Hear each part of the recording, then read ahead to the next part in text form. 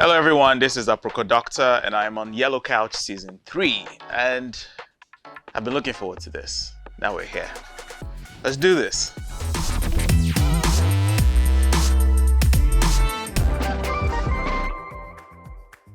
So this is the first segment, we bet you didn't know segment. So you have 5 seconds to answer every question in this segment. Are you ready? Just 5, yeah? Yes, yeah, I'm ready. I'm ready. Let's go. Ikuforiji Olaitun Abdulrahman is the real name of which Nigerian artist? What? In the Music is the debut single of which artist? Omaomi. Okay, correct. Okay. A Nigerian actress whose daughter's name is Azaria. Ha. Okay. Ake and Popo are the real names of which actors?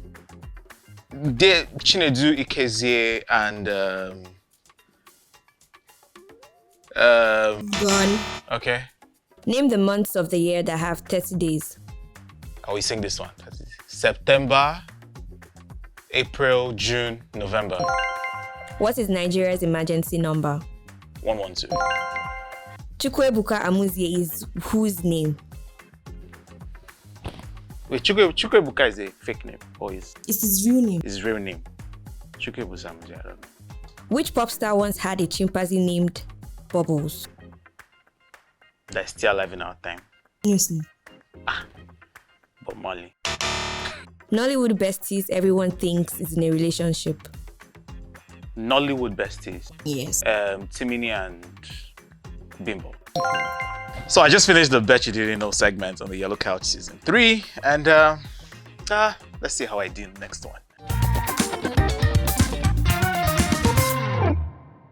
What year was the Third Milan Bridge built? There's a gang up here. There's a gang up here, but no problem. No problem. I'm not paying for ignorance. Okay. Nnamdi Azikiwe University was founded in what year?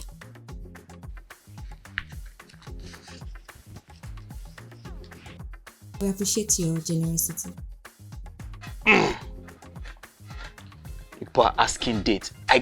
There are some years I forget my wife's birthday. People asking me what year they make. It's no problem. No problem. What currency is spent in Ghana? Cedis. Thank you. That's the type of question you should be asking No, me. you don't have to put. Oh, okay. Maybe I'm feeling generous like that. A group of dogs are called? Pack. Oh, pack of wolves. The first Nigerian to become a Nobel laureate. That's Wole Soyinka now.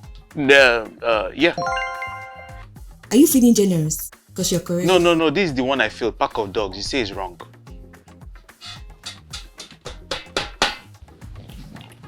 I just finished piggyback session of Yellow Couch Season 3. And the only money transport money that left in my hand is 3,000 naira. Oh, well done. Well done. People are using dates to win. It's no problem. No problem. Let's move on to the next one. Your time starts now. Okay. ADHD. Attention hyper deficit disorder. STD. Sexually transmitted diseases. CPR. Cardiopulmonary resuscitation. ASD. ASD. Skip. ASL. Skip. Because in what circumstances ASD can mean anything, but no problem. Skip. BID. Brought in dead. BR. Bizarre rates. Your time is up. I just finished the acronym session of the Yellow Couch Season 3. We are still going to discuss the terminologies of this game because ASD and ASL, in what it can mean anything. It can mean as soon as I'm done, ASD, or as soon as I leave, ASL. In what circumstances? You know what? Let's just move on to the next one. That's fine. Hopefully, there are questions I'm comfortable answering, since we are getting up close and personal. The first question is, Can you share a journey into becoming a health content creator and what inspired you to focus on general health and medical tips? Can I share my journey? Let's just say suffering that moved me into this particular segment of my life. But when I say that, you would assume that I was suffering of myself. No, not really like that. So there are two types of suffering. People were suffering around me, and I was also suffering myself. But I needed to help the people who were actually suffering around me, because I worked in a hospital where we had mothers who would bring in babies that were paper white and convulsing, and then you ask them what they did and they will tell you that they urinated into their baby's eyes or put cow dung or burnt their baby's feet, all in a way to stop these convulsions. After seeing a couple of patients like that, I realized that I needed to do something about it, and that was education. And so I started with educating the patients I saw on a day-to-day basis. I mean, I would try as much as I can to change their narrative, change their ideas about health. But I realized that they would go back home and the people around them would also reinforce the wrong health message into their minds. And I knew that I needed to do this on a widespread basis. And we started using outreaches to reach out to these people, translating the health messages into their own personal languages. But we're not reaching enough people. And I moved back to Lagos, and I knew I had social media at my tips, because I tried getting into radio. People don't know that. I tried getting into radio to become Aproko Doctor on radio.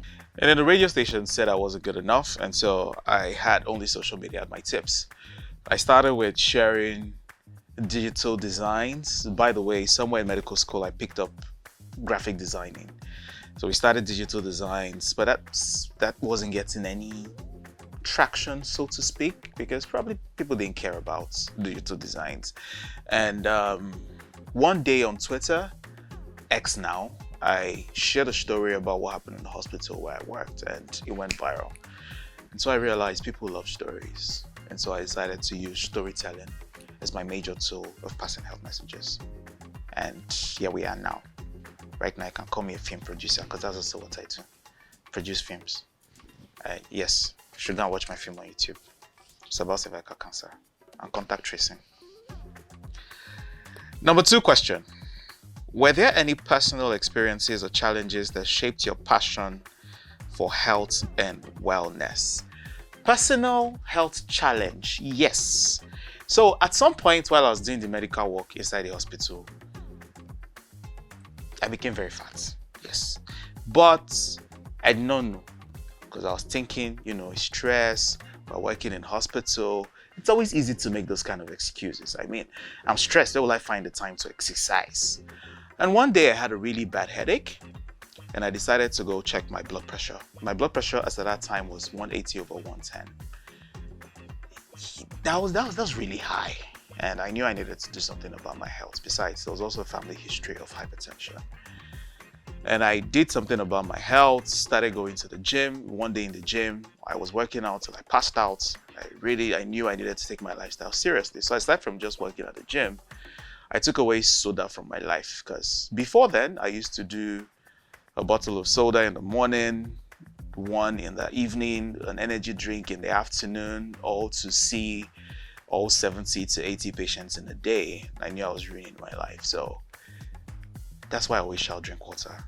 And wherever you see you're watching this, please drink water. Number 3, what roles do you think social media and content creation can play in shaping public perceptions of health and medicine? What roles? I mean, so I walk on the street right now and I see people walking up to me to say thank you. Thank you for changing my perception about healthcare. Because usually, especially in this part of the world, it felt like there was some bit of discord between doctors or health professionals and people. So people would go to the hospitals for healthcare. Besides, when we say healthcare, we just automatically think drugs or interventions. We need to also understand that health information is the first step in getting healthcare. So if you don't have the correct health information, you're probably not going to have correct health behaviors. So what social media and digital media has done, especially content creation, the way I do it right now, is to help break down these complex health topics into a manner that people can understand. That's why I don't wear a stethoscope when I'm Aproko Doctor, simply because I'm trying to break that barrier between the doctor and the patient. So it's more personalized. People can better understand. It makes it relatable, it makes it into their everyday life. Some people have called me a pest simply because they wake up in the morning and the first thing they see. And the reason you feel that is because you're guilty somehow. So you need to understand that my stubbornness is bigger than your stubbornness. Yes, those are the roles I think it plays. Number 4, what inspired you into creating humorous content around health? Please look around you. I mean, everywhere you look, there's something reminding you of how dreary the situation is. Nigerians have a way of coping through humor, people generally. And humor breaks down the barriers. When you laugh, hormones in your body has been released, you have endorphins. It's easier to retain things that excite some sort of information in you. I mean, I can sit down today and break down the human body for you. But you might not leave here with a cup with most of that information until you can remember some sort of emotion in it. And the question I usually ask people is, if I ask you right now to tell me what you ate on the 24th of December 1992, you probably would not remember, right? But if they broke your heart around that period, you definitely remember everything that happened that day because emotions are involved. So emotions help retainership, right? Yeah.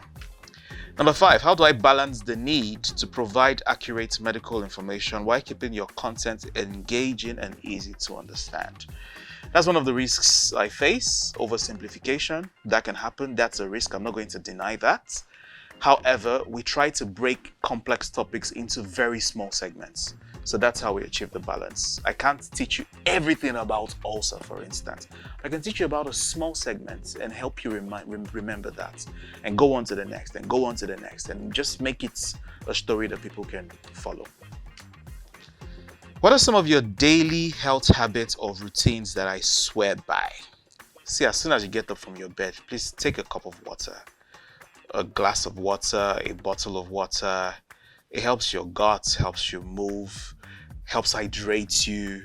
You just realize that you start your day on a better basis. And number 2, please just exercise. I mean, if you're struggling with certain things, exercise is going to help you. Let's leave the, I'm trying to lose weight part of exercise, because that's what we associate exercise with majorly. But when you talk about your mental health, exercise can help your mental health, right? So exercise, it's helping me. If I tell you the kind of stress I'm under, the exercise is helping me deal with. How do you deal with misinformation or myths in the health industry that contradict your content? One of the things in social media or digital media in general is democratization. So I cannot be shouting, I love democratization, and then on the flip side, try to silence other people from talking. What we do instead is we recognize the misinformation and then we ensure that we're just louder than they are, and now use creative ways to help combat that. And then also, like I said, you cannot call me a film producer, because what I make are health films, health movies. And we'll release the movie on YouTube called Stitches, episode 1, cervical cancer. Look for it, watch it. I'm sure you're going to really, really appreciate it. And we have other ones lined up. We also have another series coming up. Look, these are things you don't want to miss. If you think we've finished, we're actually just starting. And as always, I am Aproko Doctor, and make sure you watch Yellow Couch Season 3.